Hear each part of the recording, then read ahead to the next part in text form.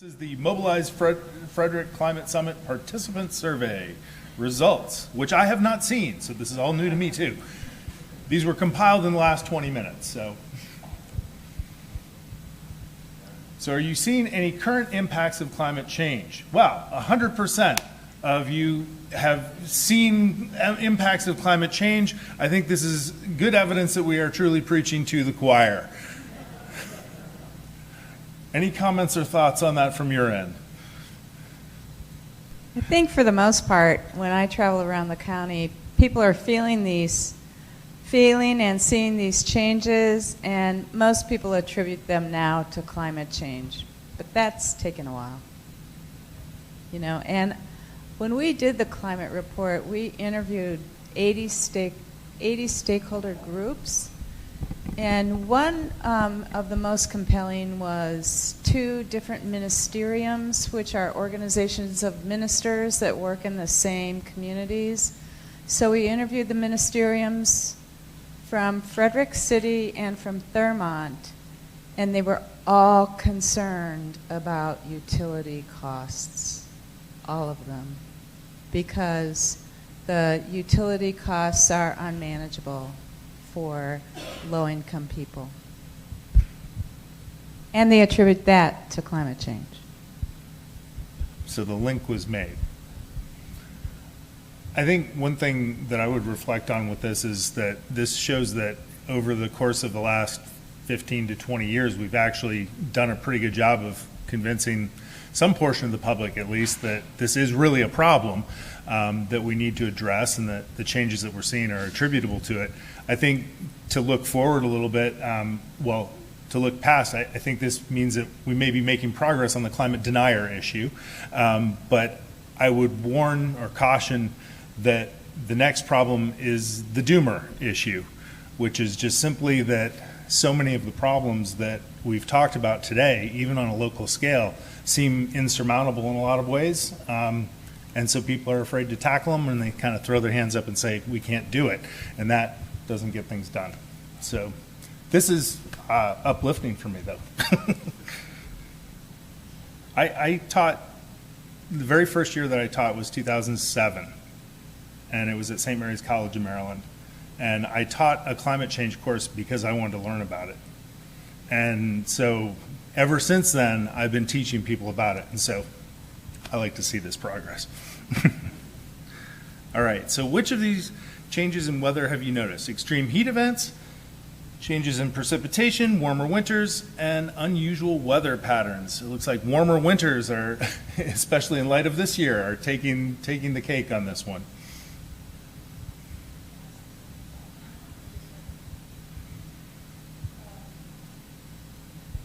You know, the warmer winters issue in some states is being interpreted as a good thing.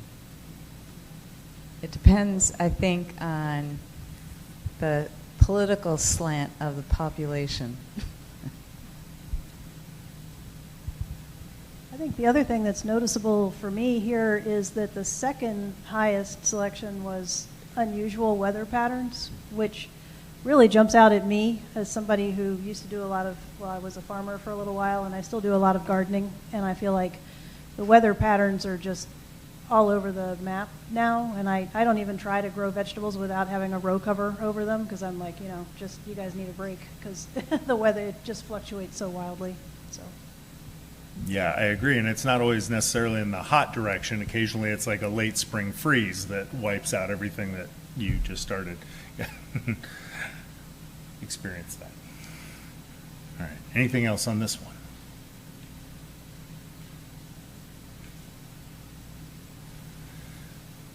Do you think that there are things that individuals and businesses can do to address climate change? All right, we're all united. We're unanimous on this.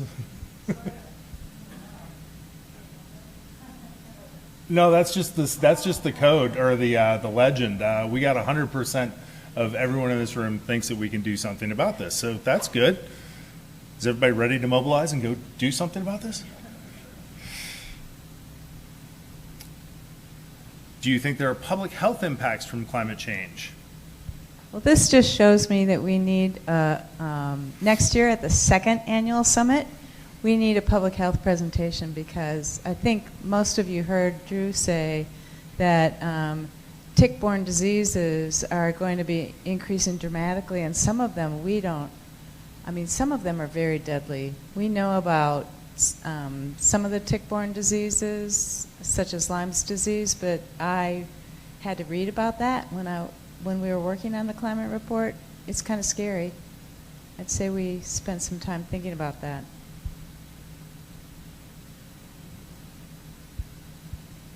Well, I'm encouraged that, the response was as high as it was for yes. And I think that as we learn more about this and as we get out into the community more, we're going to start to draw those connections even more, so that even in a broader population that didn't give up their Saturday to come to a climate change conference, we'll be able to discuss more public health impacts, because some of them are pretty straightforward, like it's warmer, there's more ticks, there's more Lyme disease, there's more other bizarre diseases that ticks carry. But there's also things like, severe heat and increases in blood pressure and, longer allergy seasons because of when things start to come into bloom and all that sort of thing. So I think this is going to be a good area for focus going forward, maybe partnering with the medical community to help make sure that people are aware that this is changing. Yeah, and one thing, the public health administrator was actually in this session this morning. She spent all morning with us, Dr. Barbara Brookmeyer. And when we met with the health department during the writing of the report, their major concern remains mold, and the mold in homes and what that does to people's respiratory health. So that's just going to continue until we figure out how to do the retrofits with the aggressiveness that we need. So The only thing I would add to the public health issue is that this is also a tremendous climate justice issue, and it will be the disadvantaged that suffer from the health impacts disproportionately. So it's a really important part of climate justice. All right. Who's willing to put their money where their mouth is? Which of these things would you be interested in doing to help address climate change? Communications and participating in events ranking low, community outreach and school programs ranking high, and legislative advocacy somewhere in the middle. Well, it makes me happy that there were so many, that there, out of the 7 responses, people wanted to take action. I think that's a question we have for all of you, is we know that most of you in the room are already working pretty heavily on these issues, but are there other areas you want to help with? And if so, what are they? And if you just can't stretch the time anymore, who else do you know in your circle who might find this something that they would be really interested in working on? I think there's so much work to do, and everybody has a contribution to make.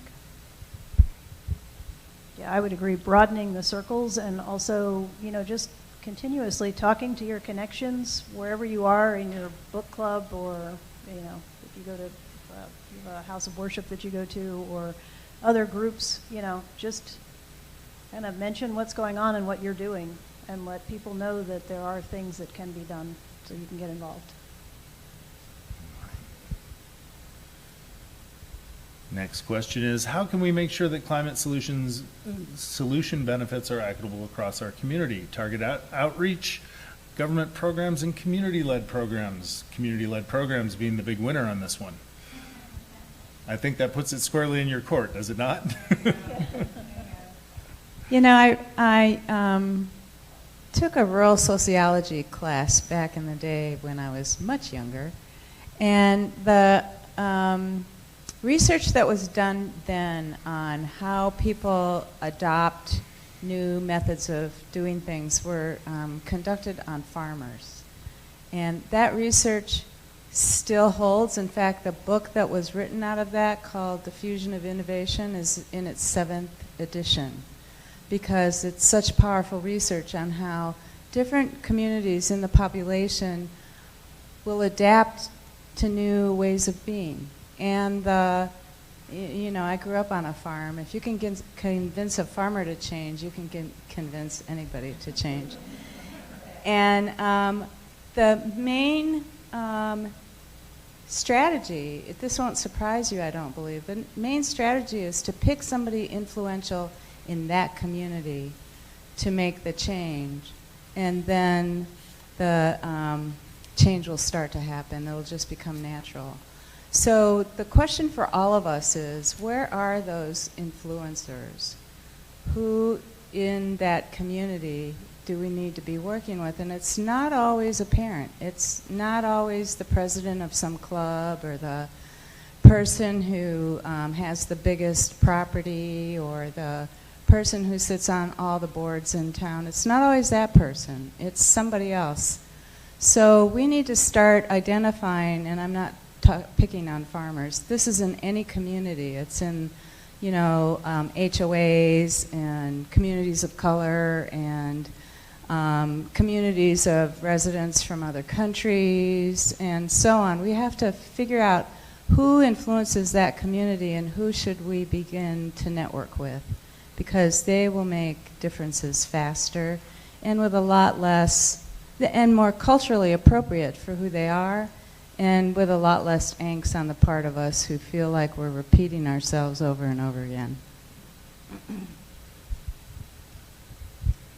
Yeah, the only thing I would add to that is I think it's interesting that the two top scorers were government programs and community-led programs. So to me, that's a super opportunity for government and community partnerships, and having groups like we're all parts of, you know, Mobilize Frederick, but I know a lot of the folks here in the audience are parts of these groups, looking for opportunities for these grassroots groups to partner with government to help amplify the awareness of the programs that governments already have out there too.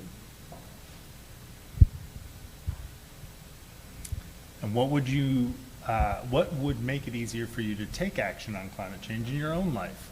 I need to understand the benefits of my individual actions. That is an interesting winner, I think. That suggests that we need more outreach and we need more education.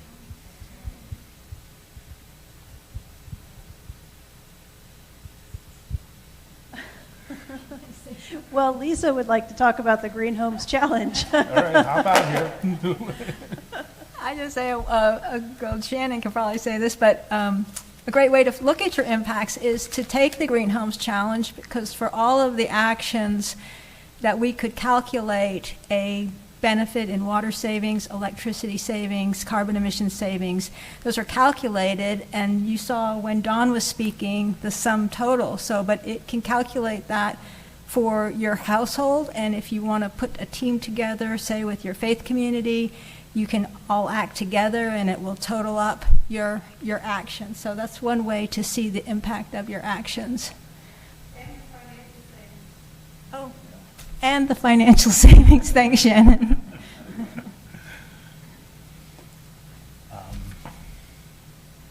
I like that a lot of people are already taking action too. Just go. Wow, that's a good question. It doesn't show up on this one either. I think that there might have been a blank that said other, but then it didn't record what the other things were or something. So. But somebody liked the question. All right, I think that's all that we have.